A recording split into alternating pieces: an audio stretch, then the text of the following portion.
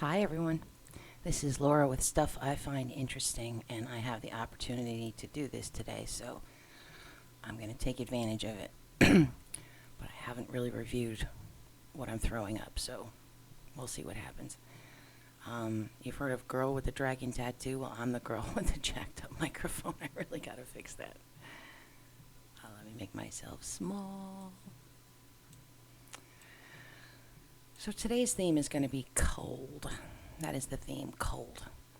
But before we do cold, I just want to wrap up some stuff from last time. This is Coronado's Quivira, and this is an actual archaeologist who traveled kind of the Coronado Trail and talks about Quivira and stuff. And it's a good read because it's very grounded in reality and history and how history is played out. Look, there's like monuments everywhere about this. So there you go. It talks about how there was a guide, and he talked about the city of gold, but it turned out that he lied, so then they executed him by strangling him. Very interesting. This is stuff I find interesting, by the way. Episode 34. I don't know if I said that. Did I say that? I'm not sure. Okay. Is Area 51 the seventh city of Cibola? This is just for you to read. It's conspiracy stuff, but surprisingly well put together. I found myself nodding my head at points, so. Okay, now did you know that in northern Russia, they dress Barbie dolls in pancakes for Maslenitsa, which is sort of like a religious Mardi Gras, if you will. And so here we have the Barbie doll pancake, Very interesting. I don't know if you actually eat the Barbie or not. I mean, not obviously the doll, but the pancake. So could climate change make Siberia more habitable? So Siberia has 77% of its land area is just kind of like there, like not very highly populated, not very dense. So with the changing of the climate, areas that were once inhabitable are now going to become habitable at a probably fairly rapid rate at this point. And people can move. And so that, like, it's a whole new unexplored area. There could be gold there. There could be all kinds of things there. Who knows? It's an interesting thing to think about, that suddenly, think about the country, like the leaders sitting around going, hey, we're going to have more land soon. Ta-da, land. And just to refresh your memory of what we're talking about this area up here. Up here. Not so much over here. Over there, they've got like the currents and stuff, so it doesn't get quite as cold. But over here, yes, it sure does. All right, so I got some photos for you. Also to pertain to last time, but now we've moved into cold. We're in cold. That's why we're in a hat. This is Tartary. Now, if you look at a map, traditional map, on it, it says Tartary. And this is the area that would have been called Tartary. And I just wanted to bring it to your attention because it's not very grand or fancy at all. It's rather plain, practical.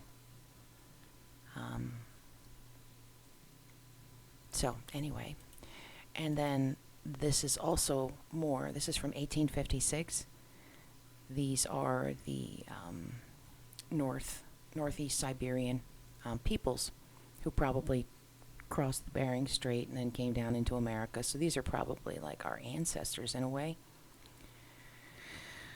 And maybe that's why the Tartary thing is hidden. Maybe it's got nothing to do with a hidden city. Maybe it's the DNA. Maybe it's the fact that we're like all connected and there's no freaking difference. I mean, obviously there's differences, but you know what I mean. So, as you can see, we have some pictures. I need to slow down. One of my friends said, Laura, you need to slow down. Okay, so I'm going to just slow down. I'll let you guys look at this at your leisure. But you can see this guy looks really sad. Maybe because he has 2 left feet. There was a craze in Russia in photography when photography first started becoming popular and you could go to a studio and get your picture taken of Russians in boats. So, ladies and gentlemen, I bring to you Russians in boats.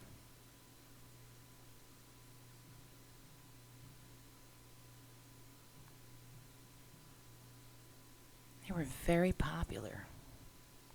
These guys look really into it, don't they? So there's a professor of art history and anthropology named Christopher B. Steiner, and this is kind of like the thing he studies. You know, themes and trends in photography. Okay, so there's more. You can look at it. This one, where's the one where the guy's being funny? Let me find it. Here, there he is. He's like, I'm falling out. Oh no, what happened? What did I do? Guys, I broke the internet again. Frick. Alright, it won't let me go there. I don't know.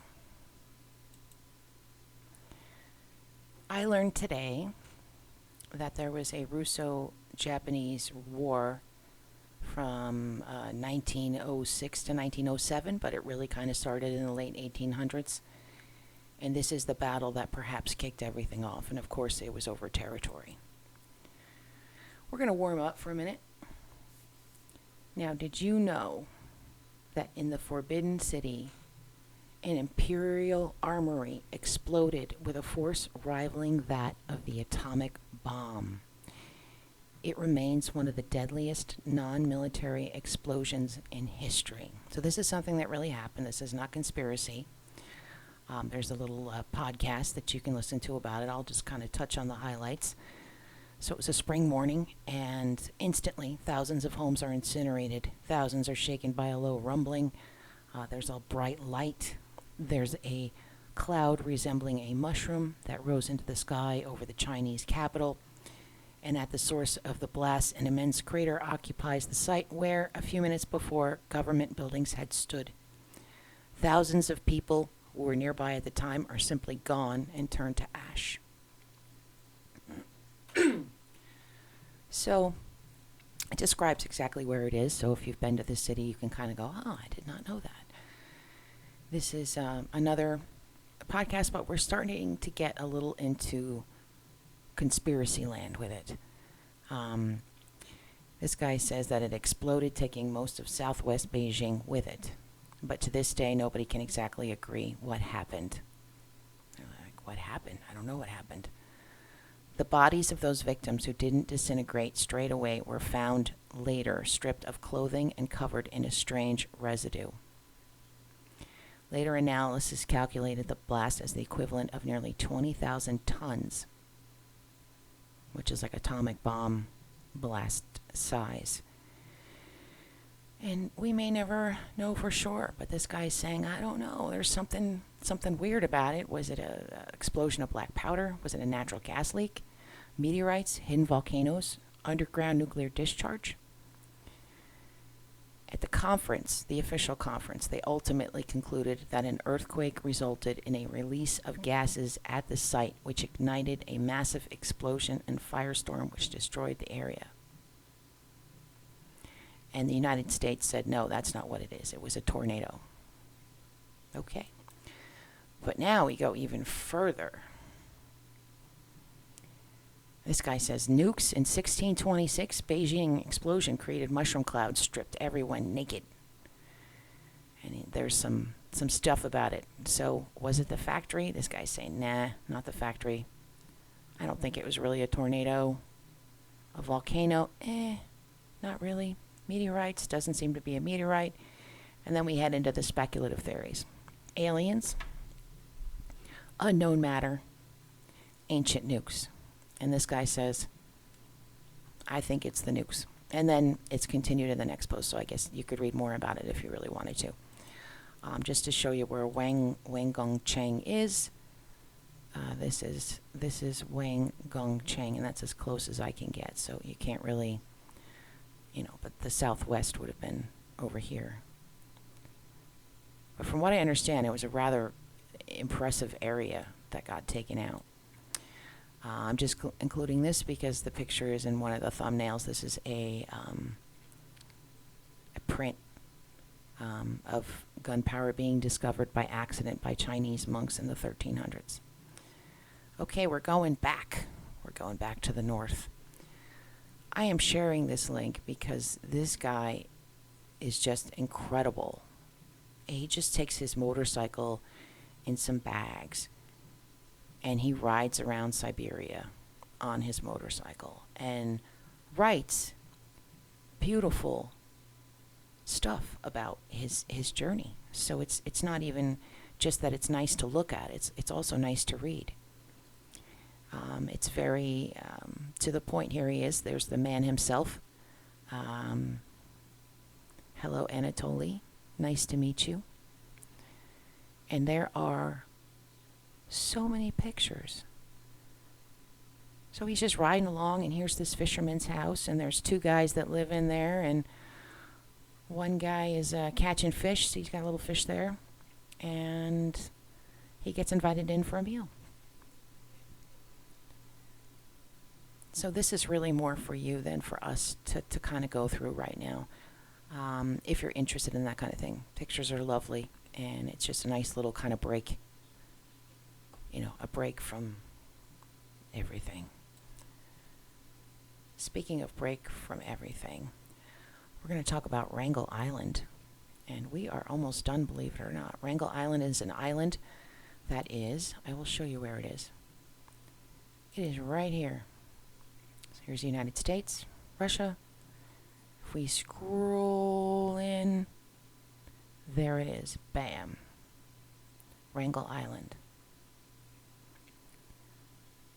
Pretty interesting location of that island, I gotta say, and it's not insignificant. So let's go back and look at some of the Arctic wildlife. Here we have a cute little fox. So this is professional wildlife.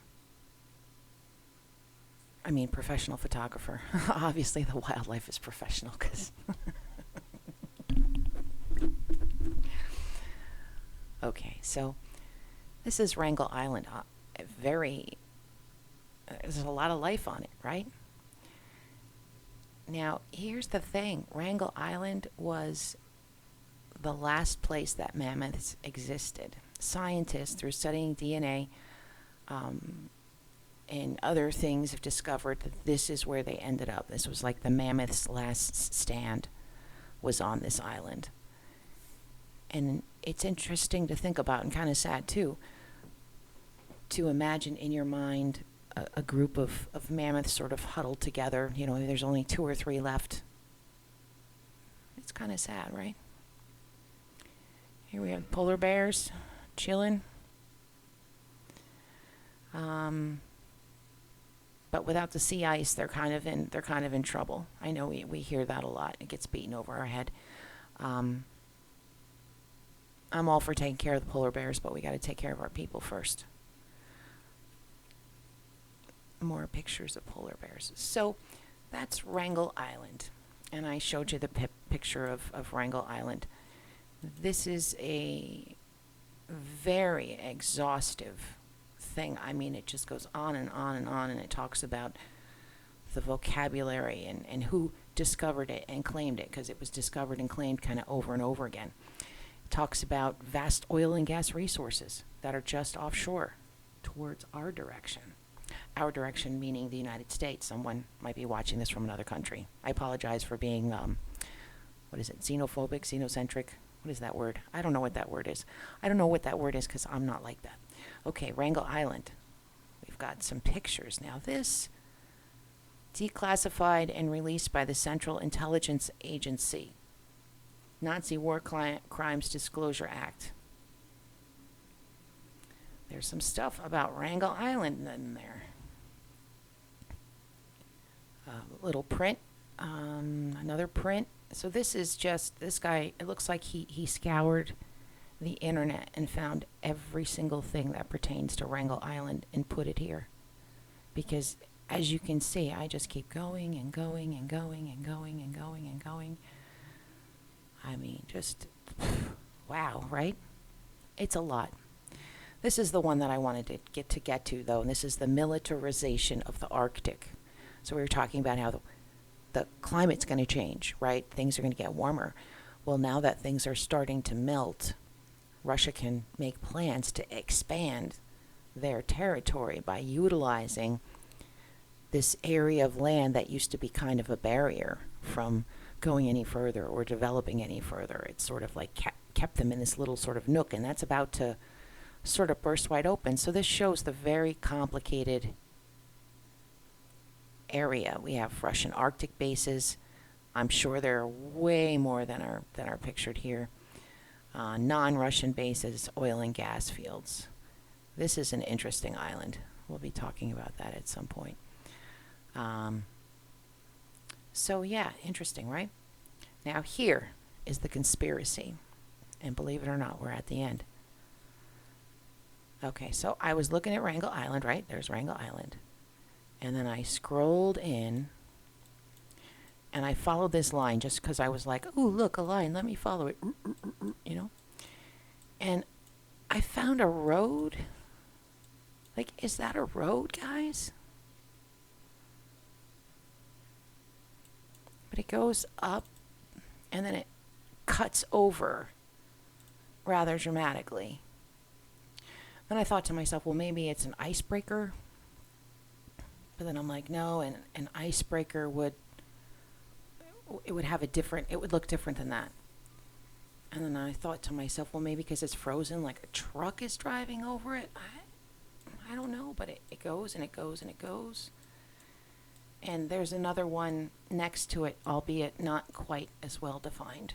So, what do you think, guys? Ancient road? Flooded over? Who knows?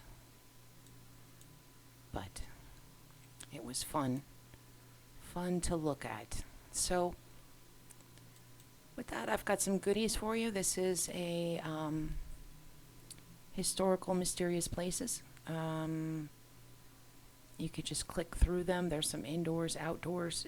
It's an interesting melange of stuff for you to look at. I got to remember to keep my mouth closer to the microphone so my voice is clearer. As you can see, there's just lots of stuff to poke through. So that's a wonderful take a little mind vacation, as I like to call it. So we are going to end on some pictures of,